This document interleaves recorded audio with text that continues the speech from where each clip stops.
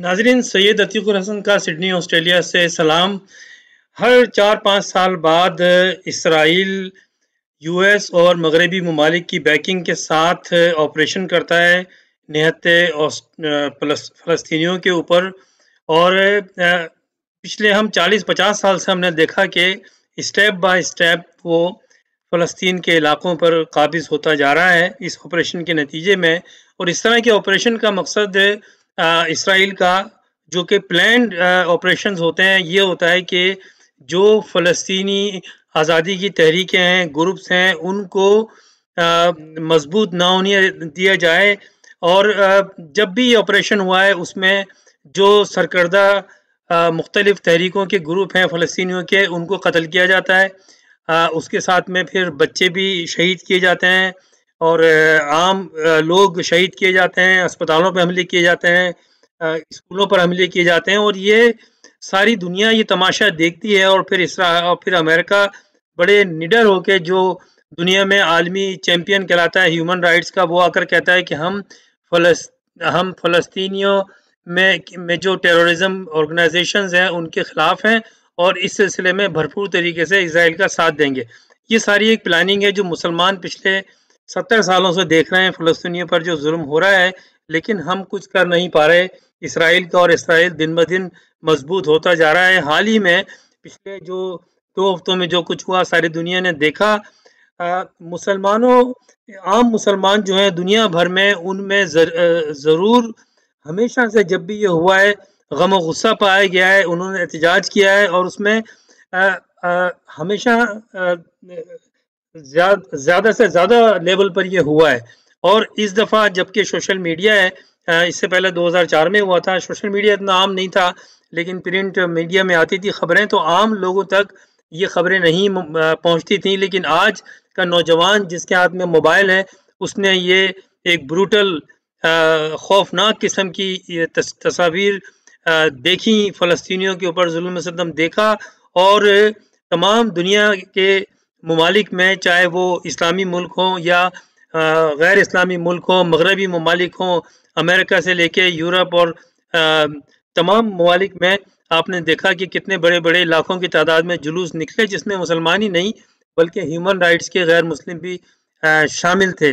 लेकिन एक मुल्क ऐसा है जिसकी हटदर्मी जारी है और वो है अमेरिका।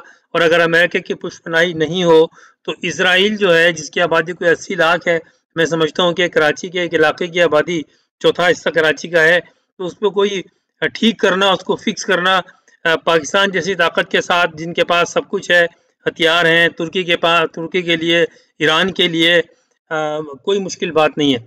लेकिन इसराइल का कुछ नहीं हो पा रहा। उसकी कुछ वजूहात हैं जो हम सबको पता है, मैं डिटेल में नहीं जाऊंगा। पहले तो मैं आता हूं जो अभी डिमॉन्स्ट्रेशन चल रहे हैं। खुशी इस बात की है कि मुसलमान ममालिक में और गैर मुस्लिम ममालिक में जो मुसलमान हैं उनका जज्बा दिन ब दिन बढ़ता जा रहा है इसराइलियों के लिए, और एक जोर पकड़ता जा रहा है। आज जो ये कंटिन्यूसली जब इसराइल की जारी थी गजा में और वेस्ट बैंक में और दूसरे इलाकों में, तो मुसलमानों के जो दबाव था, जो जुलूस निकले, ख़ास करके अमेरिका में, कनाडा में, बरतानिया में, ऑस्ट्रेलिया में, यूरोप में, फ्रांस में, और तो उसकी वजह से एक दबाव क्रिएट हुआ इस वेस्टर्न कंट्रीज़ पर। और वो उन्होंने अपना जो ऑपरेशन था वो 10-11 दिन में मुकम्मल करके और फिर उसको कहा कि हम सीज़ फायर करना चाहते हैं। सीज़ फायर जब होता है जब 2 ताकतें या 2 ममालिक या 2 ग्रुप आपस में लड़ते हैं और उनको उनमें फिर सीज़ फायर किया जाता है कि भाई इनको आप रोकें, हम इसको सॉर्ट आउट करते हैं।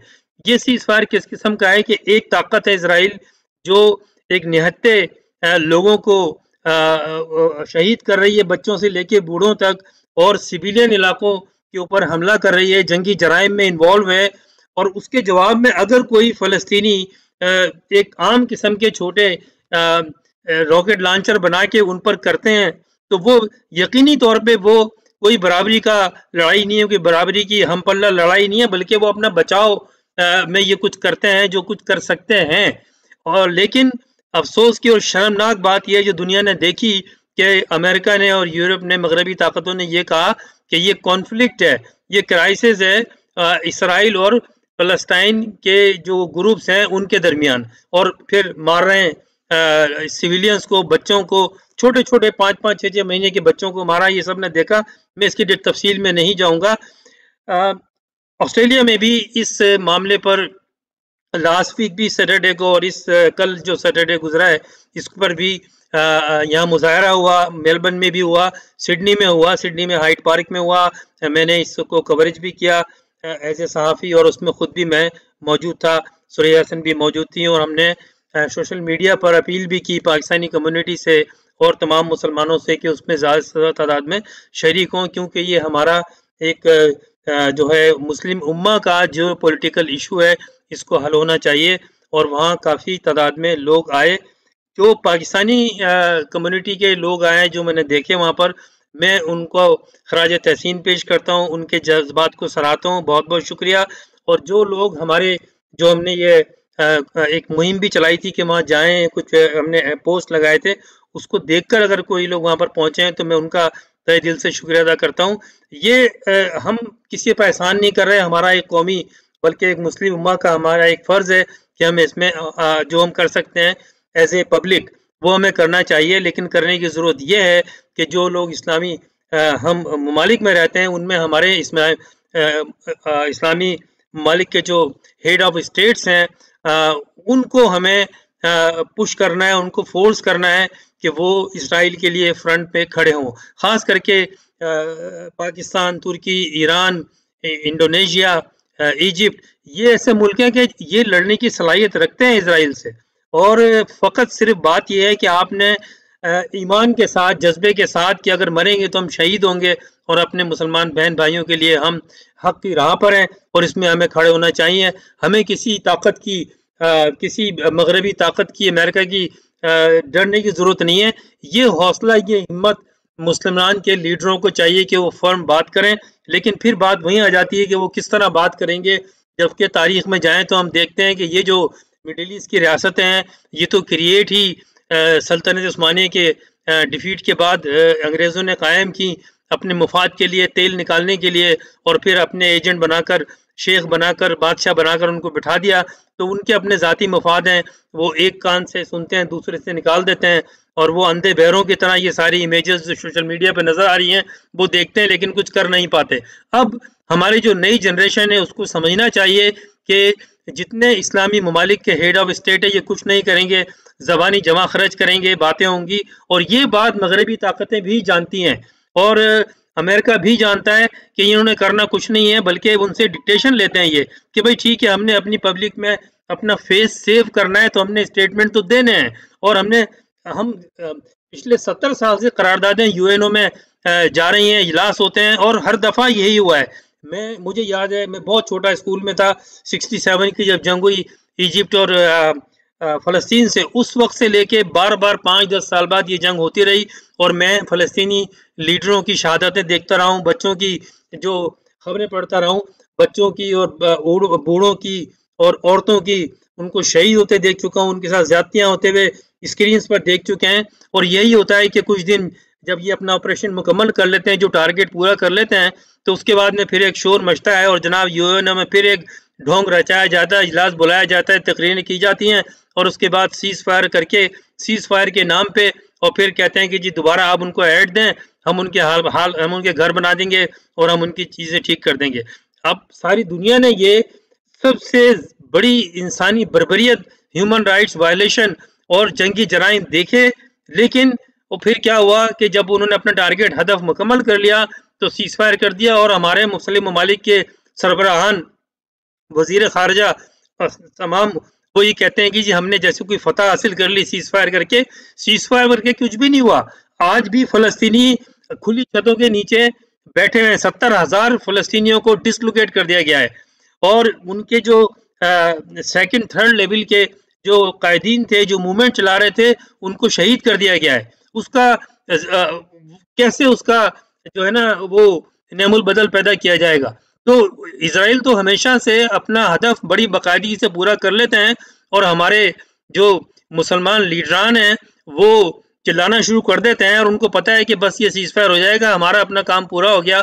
और जो मुसलमान अवाम है, पब्लिक है अराउंड द वर्ल्ड और मुस्लिम कंट्रीज़ में, वो सब बेबसी के आलम में जुलूस और जलसे और डेमोस्ट्रेशन निकालते हैं और बस कहानी ख़त्म। और फिर इंतज़ार करें कि फिर इज़राइल कब ये करेगा। अब पहले तो मैं एक बात यहाँ डेमोस्ट्रेशन के हवाले से ये कर दूँ कि जैसे मैंने शुक्रिया अदा किया जो लोग आए थे वहाँ और उनका जज़्बा देखा, लेकिन मैं ये देखना देखना चाह रहा था और चाहता था कि पाकिस्तानी यहाँ पर, क्योंकि मैं खुद पाकिस्तानी हूँ, वहाँ पर यहाँ पर 30-40 हज़ार पाकिस्तानी सिडनी में रहते हैं और 10-20 हज़ार पाकिस्तानी जो है, बल्कि 20 हज़ार से ऊपर हैं, मेलबर्न में रहते हैं।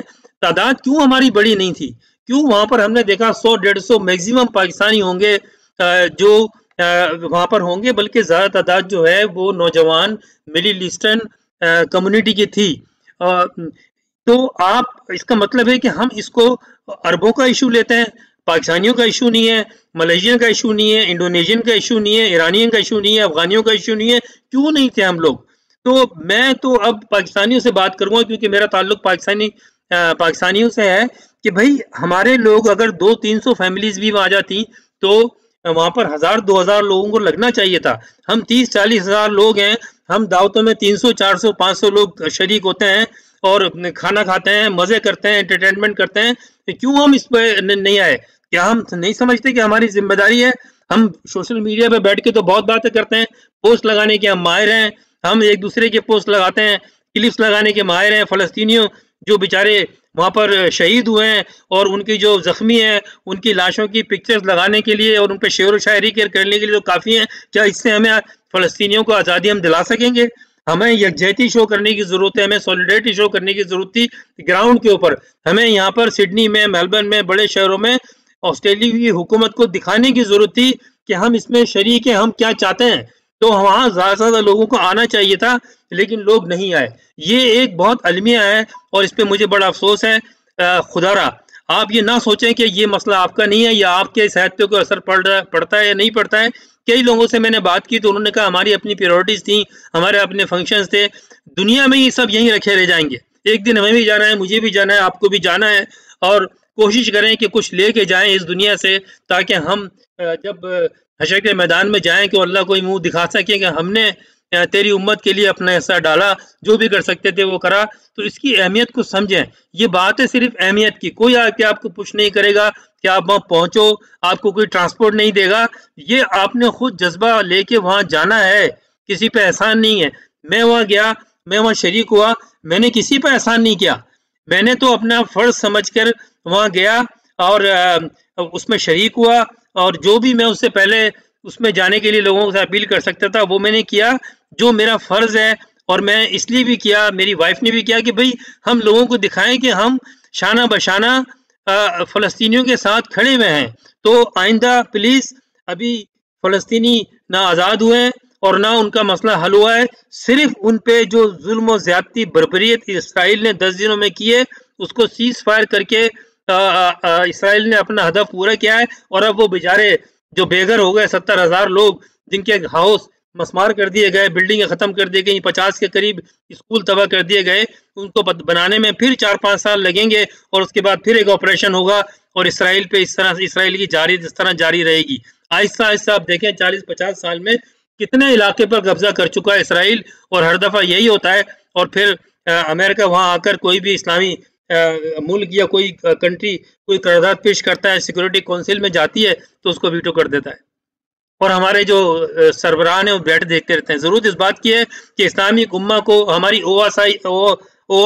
OIC है जो एक नाम नहायत तंजीम है, उसका इजलास होता है और बड़े शर्म की बात है कि कोई उस पर न इसराइल को कोई उस पर वार्निंग दी जाती है, न धमकी दी जाती है, न कोई अमली तौर पे कोई मुहिम चलाने की, कोई मैदान के अंदर इसराइल को सबक सिखाने की बात की जाती है।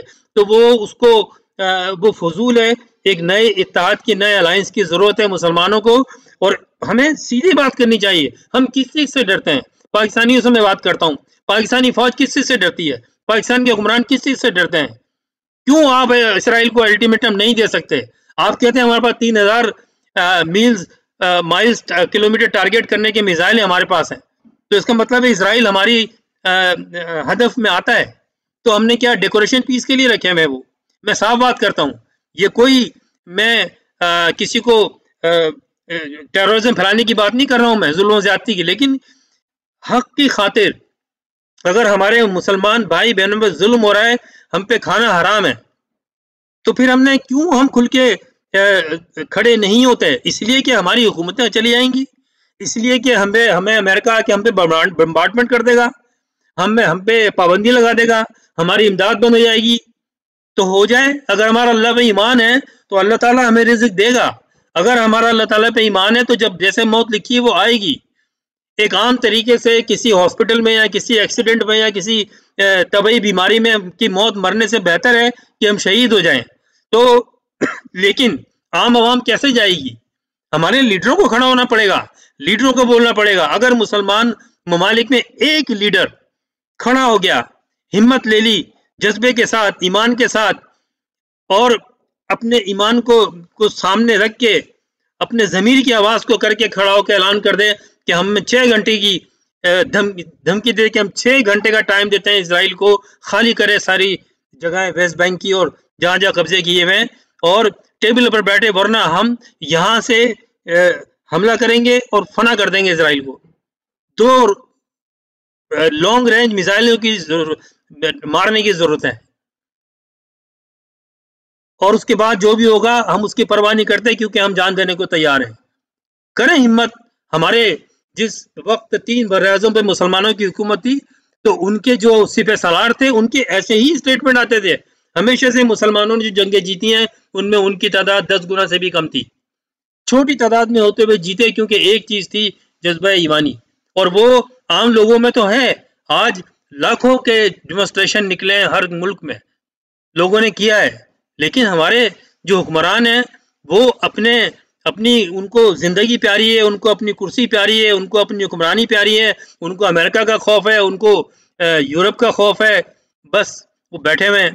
तो हम तमाम जो उम्मा है, जो तमाम जो पब्लिक है, और ख़ासकर पाकिस्तानियों से मैं ये अपील करता हूँ कि हमारी अभी आज़ादी की तहरीक जो है फ़लस्तीनियों की वो ख़त्म नहीं हुई, और दूसरा हमारी कश्मीर का तहरीक जो है वो ख़त्म नहीं हुई है। हमें जितना फ़लस्तीन हमारे लिए इम्पोर्टेंट है, हमारा ईमान का हिस्सा है बैतुल मुक़द्दस और मस्जिद अक़सा, इसी तरह से कश्मीरियों के साथ ज़्यादती जो हो रही है, कश्मीर भी हमारा एक उतना ही अहम मसला है। Father of the nation Mohammad Ali Jinnah ने 1948 में जब इजराइल का क़याम हुआ तो कहा था, Pakistan will never ever accept Israel because Israel is a illegitimate son of the West. उनका विजन देखें आप, ऐसे लीडर चाहिए। जब तो पाकिस्तान बना था, कुछ 1 साल पूरा भी नहीं हुआ था, उस वक्त ये स्टेटमेंट दे दिया था उन्होंने, और उन्हीं अंग्रेजों से पाकिस्तान लिया था। अगर आजकल के ये जो डिप्लोमेसी करने वाले सियासी बाजीगर अगर होते तो क्या उनकी हिम्मत होती कि ऐसे जवाब देते?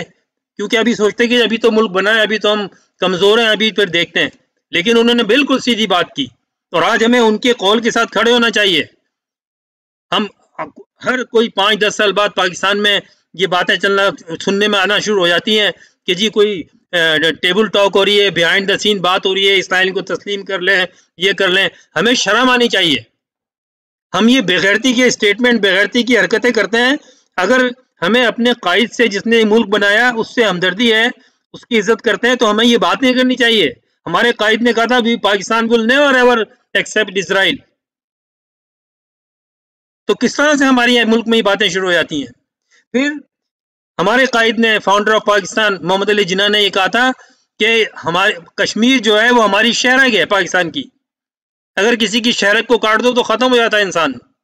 ये हमारे कायद का, हमारे फाउंडर ऑफ पाकिस्तान का, हमारे ये कौल था। हम पे फ़र्ज़ है कि हम पे उस पर हम अमल करें। हमारे लीडर टेबल टॉक कर लें, ट्रेड खोल दें, स्पोर्ट्स खोल दें, फलाना कर लें, कश्मीर का मसला, और सारे ये निकम्मे, मुनाफिक, बेईमान, बेगैरत, और ये सारे के सारे जो है वो अपनी कुर्सी बचाने के लिए ये स्टेटमेंट देते हैं, डरते हैं। किस बात का डर है हमें? क्यों कश्मीरियों के लिए खड़े नहीं होते? आज कश्मीरियों का क्या हुआ? कितने सालों से वो लोग 70-80 हज़ार से ज्यादा कश्मीरी जो है बेगुनाह शहीद हो चुके हैं। बार बार हम बात करते हैं। मैंने यहाँ पर सबसे पहले सिडनी में 1997 में एक बहुत बड़ी मैंने कॉन्फ्रेंस की, जिसमें मैंने सारी पार्टियों को बुलाया कश्मीरियों को बुलाया, पाकिस्तानी लीडरों को, इंडियन लीडरों को एक मुबाहिसा रखा। उसके बाद बाकायदगी से हम जाके 90s में डेमोन्स्ट्रेशन करते थे सिटी में, लेकिन लोग नहीं आते थे। 50-60 से ज़्यादा कभी भी लोग नहीं आए और फिर मैंने जाना छोड़ दिया। अब मैं पिछले कई सालों से इस रैली में कश्मीरी के नहीं जाता, लेकिन मैं देखता हूँ कि कुछ लोग जाते हैं। कितने लोग? 40-50 लोग। कौन लोग हैं? जिनको यहाँ के डिप्लोमेट फ़ोन करके बोलते हैं कि आप जाएं और जाके करें। मैंने ये सवाल किया डिप्लोमेट से कि हम जाते हैं, बताएं कितने आपको फंड मिलता है। पाकिस्तान की टैक्स पेयर्स की मनी का फंड कश्मीर के लिए रखा गया है। कहाँ जाता है वो फंड? फजलुर रहमान जैसे को अय्याशी कराने के लिए जाता है फंड। वो क्या काम किया हमने कश्मीरियों के लिए? हम क्या सिंसियर हैं? हमारे डिप्लोमेट सारी दुनिया में बैठे हुए हैं, ऑस्ट्रेलिया में भी बैठे हुए हैं, सामने नहीं आते। और फिर मैंने बात करना छोड़ दी। लास्ट टाइम मेरी बात हुई, मैंने कहा कि हाँ ठीक है, मैं करता हूँ जितनी कोशिश होगी लोगों को लाने के लिए। आप बताएं कितने फंड मिलते हैं आपको, कितना पैसा मिलता है आपको एम्बेसी में कश्मीर मूवमेंट के लिए? यहाँ पर आपने सेल बनाया हुआ है, तो आए बाएं शायद कोई जवाब नहीं है। क्यों? क्यों कश्मीरी जो हमारे सिफारतकार हैं खड़े नहीं होते, सीधी तरह बात नहीं करते? हिंदुस्तान के डिप्लोमेट कैसे बात करते हैं, कैसे तड़ी से बात करते हैं? हम आज तक ऑस्ट्रेलिया में यहाँ पर यहाँ की हुकूमत को कश्मीर के लिए कायल नहीं कर सके, हम उनको आउट मोड नहीं ला सके। आज ऑस्ट्रेलियन गवर्नमेंट जो है वो हिंदुस्तान का साथ खड़ी हुई है, उनके साथ अलायंस बनाया उन्होंने, हमारे साथ क्यों नहीं बनाया? क्या कारकर्दगी है हमारी इन सिफारतकारों की कि पाकिस्तानी सो कॉल्ड लीडरों को, एसोसिएशनों के सदरों को उनको फ़ोन करके बोलें कि जाएं वहाँ पर आप रैली निकालें और 20-25 लोग बैनर लगा के खड़े हो जाएं। हमने तो कश्मीरियों को जलील किया है, हमने उनकी तहरीक को नाकाम किया है। मैं साफ बात करता हूँ, अगर किसी को बुरी लग रही है तो ये ना देखे प्रोग्राम, फिर आप मुझे गालियाँ लिखना शुरू कर दें इसके कमेंट्स में भले, लेकिन मैं एक मुहब्बे वतन पाकिस्तानी हूँ। मैंने हमेशा से ये बात की है, आज भी मैं कश्मीरियों के साथ हूँ। जितने आर्टिकल ऑस्ट्रेलिया में मैंने लिखे हैं एज ए जर्नलिस्ट, किसी ने नहीं लिखे होंगे कश्मीरियों के लिए, और आज भी मैं साथ खड़े होने के लिए तैयार हूँ। यहाँ पर 30-40 हज़ार सिडनी में पाकिस्तानी हैं, क्यों नहीं आते कश्मीर के कॉज के लिए? क्यों हमारे ambassador, high commissioner, consul general खड़े नहीं होते हमारे साथ आके? लेकिन हमारे ये सो कॉल्ड लीडरों को छोटी छोटी ऑर्गेनाइजेशन बना के फोटो खिंचवाने से टाइम नहीं है उनके साथ खड़े होके। समझते हैं कि हमने किसी एम्बेसडर, किसी कौंसलर, किसी के साथ फोटो खिंचवा लिया, किसी पार्लियामेंटेरियन के साथ, किसी एमपी के साथ, तो हम भी बहुत बड़े लीडर बन गए, हम भी पाकिस्तान की कम्युनिटी की तर्जुमानी कर रहे हैं। बस हम लोग मुनाफिक लोग हैं, हमें क्या कश्मीरियों से हमदर्दी है? इसलिए मैं अब इन रैलियों में नहीं जाता, क्योंकि ये रैलियां ये हमारे पाकिस्तानियों के सच्चे जज्बे की अक्कासी नहीं करती। ये हमारे डिप्लोमेट के कहने पे कराई जाती हैं, जिनके साथ उन लोगों ने फोटो खिंचवाने होते हैं, वही आते हैं। क्या कर लिया हमने? आज मैं देख रहा था, कल मैंने देखा, उससे पिछले हफ्ते में देखा कि वहां पर हजारों की तादाद में फलस्तीनी, लबनानी, मिडिल ईस्ट के लोग मौजूद थे। उनके यूथ 20 साल से 30 साल के लोग थे मेजॉरिटी में। मुझे बहुत खुशी हुई, उनमें जज्बा है। आप अगर जज्बा देखना है आज़ादी का, तो देखें आप फलस्तीनी बच्चे 5-5 महीने के बच्चों को शहीद करते, उनकी माँ की गोद में शहीद होते हैं और उनकी माँ जाके पत्थर मारती हैं टैंकों के ऊपर। हमारी आवाम पाकिस्तान की लड़ना चाहती है। अभी पिछले दफा जब हंगामा, जब इसने इंडियन फौज ने वहां जारियत में इजाफा किया, तो पाकिस्तान से लोग जाने को तैयार थे, लेकिन हमारी फौज ने बॉर्डर पे खड़ा कर दिया, उनको आगे नहीं आने दिया। हमारे लोग तो अभी भी मरने को तैयार हैं, लेकिन हमारे ये मुनाफिक हुक्मरान ये अपनी हुकूमत बचाना चाहते हैं, डरते हैं और चाहते हैं किसी न किसी तरह इंडिया से माहिदा हो जाए, हमारी जान छुट जाए। तो भाई फिर ये अरबों डॉलर हमने जो ये खर्च किए हैं न्यूक्लियर वेपन्स के ऊपर, और ये दिखाते रहते हैं, हम 23 मार्च को नुमाइश करते हैं, हम क्या करते हैं? हम ये क्या किया हमने आज तक इस कश्मीरियों के लिए? सिर्फ उनके नाम पे बजट में फंड रखा है और कुछ सियासतदानों को दे दिया है कि चुप कर जाएं आप। क्या करते हैं? यहाँ अपने सिफारतकारों को बांट देते हैं वो ऐसे रिश्वत कि वो लेके बैठ जाएं। अगर आपने काम किया है, मैं सवाल करता हूँ इस मैसेज के जरिए, हमारे जो एम्बेसडर्स हैं आए, सामने आए, मैसेज दें टीवी के ऊपर, बताएं कितने पैसे मिलते हैं आपको हर साल, और नहीं मिलते तो क्यों नहीं मिलते? अगर आप कहते हैं कि आपको नहीं मिलते, हम आपके लिए बात करेंगे गवर्नमेंट से, मैं लिखूंगा, मैं मैसेज दूंगा गवर्नमेंट को दबाव के फंड दें हमें कश्मीर के लिए, ताकि हम बड़े बड़े यहाँ पर जल्द से जुलूस सेमिनार्स कर सकें। अगर नहीं मिलते, लेकिन मिलते हैं तो आए, कहें कि हमें, या तो बोलें कि हमें पैसे नहीं मिलते, हमें पैसे चाहिए, हमें यहाँ फंड, हमें यहाँ मूवमेंट चलानी है, या बोलें कि मिलते हैं तो कहाँ जाते हैं, किधर खर्च होते हैं। और फिर शर्म है हमारी जो सो कॉल्ड लीडर है कि ये उनके पीछे घूमते हैं फोटो खिंचवाने के लिए। कश्मीर के रैली के दिन ये 5 फरवरी आ जाए, मेरे पास कॉल आती हैं, इस साल भी आई थी, और मैंने जिन साहब ने कॉल की उनको ऐसा झाड़ा है, मैंने उनका दिमाग सही कर दिया। मैंने कहा कि आप ये जाकर पूछें, अगर आप में हिम्मत है तो आप सवाल करें, तस्वीरें ना खिंचवाएं उनके साथ जाके कि भाई आप आए ना, फंड दें लोगों को। नहीं जी, पैसे तो आप वो, ये तो कश्मीर का कॉज है, कम्युनिटी को खुद करना चाहिए। बिल्कुल करना चाहिए, आवाम तो करती है, खड़े होते हैं, हम भी खड़े होते हैं जाके, क्योंकि हमें कश्मीरियों से हमदर्दी है। हमारे कायद आज़म मोहम्मद अली जिन्ना बानी पाकिस्तान ने कहा था, कश्मीर हमारा शहर है, अगर कश्मीर रहेगा तो पाकिस्तान रहेगा, कश्मीर पे अगर कब्जा हो गया हिंदुस्तान का तो पाकिस्तान खत्म हो जाएगा। ये हमारे कायद ने कहा था। आप इसके खिलाफ अब बात शुरू कर दें तो ये कायद के खिलाफ बात कर रहे हैं आप। ये आज हमारे लीडरों को मौत आती है इस तरह की बातें करते हुए। बातें करते हैं लेकिन चालाकियों की, डिप्लोमेसी की, सियासतबाजी की, बड़ी स्वीट स्मार्ट तकरीरें करते हैं हमारे हुक्मरान, वज़ीर आज़म, सदर और वज़ीर खारजा और सारे जो भी हुकूमत आई हो, जिस पार्टी की भी, सिर्फ किस लिए, थोड़ी देर के लिए लोगों को खुश करने के लिए। कश्मीर का मसला तो वैसे ही है, और अब लगता है कि हम भूल गए, आज की हुकूमत भूल गई कश्मीर के मामले को। बड़ी बड़ी बातें कर रहे थे आप जाके, तकरीर तो बहुत अच्छी की थी आपने यूएनओ में जाके, उसके बाद क्या हुआ, कितने लोगों ने मूवमेंट चलाई, और हम बात नहीं कर सकते। हमारे फॉरेन मिनिस्टर है, वो किसी बड़े इंटरनेशनल मीडिया के सामने सही बात नहीं कर सकता, सही जवाब नहीं दे सकता, और उस पर लोग कह रहे हैं कि बड़ी अच्छी बात की है। क्या अच्छी बात की है? मैं जर्नलिस्ट हूँ, मुझे तजर्बा है। जब इस तरह की मंजी हुई कोई जर्नलिस्ट जिसका बैकग्राउंड भी जूश हो, यहूदी हो, वो आपसे बात करे, तो उसमें ये होता है कि वो आप पे अटैक करते हैं, और अटैक का जवाब अटैक होता है। आपको शट अप कॉल देनी चाहिए थी। उसने आपको जानबूझकर चीनी मुसलमानों की तरफ बात करना शुरू कर दी। बिल्कुल सही बात है कि चीन में यूगर मुसलमानों के साथ जुल्म हो रहा है। मैंने इस पे आर्टिकल लिखे, हमने इस पे डिमॉन्स्ट्रेशन भी किया। रोहिंग्या मुसलमानों के साथ जुल्म हो रहा है बर्मा में, म्यांमार में। मैंने उस पे दूसरी कम्युनिटी के साथ मिलकर जुलूस या डिमॉन्स्ट्रेशन किया। कितने लोग आए पाकिस्तानी वहां पर? क्यों पाकिस्तानी की हुकूमत रोहिंग्या मुसलमानों के लिए और यूगर मुसलमानों के लिए बात नहीं करती? क्योंकि चीन से हम खाते हैं। हम समझते हैं कि चीन हमें बचाएगा। अल्लाह नहीं बचाएगा, चीन बचाएगा हिंदुस्तान से लड़ने के लिए। अगर हिंदुस्तान हमला किया तो चीन बचाएगा, बाकी तो हमारे पास कुछ है नहीं, जज्बा तो है नहीं, अल्लाह तो बचाएगा नहीं। इस वजह से तो बात करनी चाहिए साफ, वरना फिर जलील होते रहो, गुलामी करते रहो। हम पाकिस्तान लेके फिजिकली तो आज़ाद हुए, लेकिन क्या हुआ? तासुब, इनजस्टिस, नस्ली तासुब सब हमारे मुल्क में मौजूद है, वरना बांग्लादेश नहीं बनता। बात लंबी हो जाएगी, क्योंकि ये मेरा दिल दुखता है ये सुन के चीज़ें देखकर। तो मेरा ये कहना है कि तमाम पाकिस्तानियों को जो यहाँ सिडनी में है, ऑस्ट्रेलिया में है, उनको सोचना चाहिए, इस चीज़ों पे खड़े होना चाहिए, हुकूमत से अपील करनी चाहिए, सिफारतकारों को पकड़ना चाहिए। मैं सिफारतकारों से बिल्कुल डिस्कनेक्ट हूँ, मुझे नहीं बुलाया जाता। क्यों नहीं बुलाया जाता? मैं बात करता हूँ, मेरा कोई मसला नहीं फंसा हुआ है, मेरा कोई वीज़े का मसला नहीं फंसा हुआ है।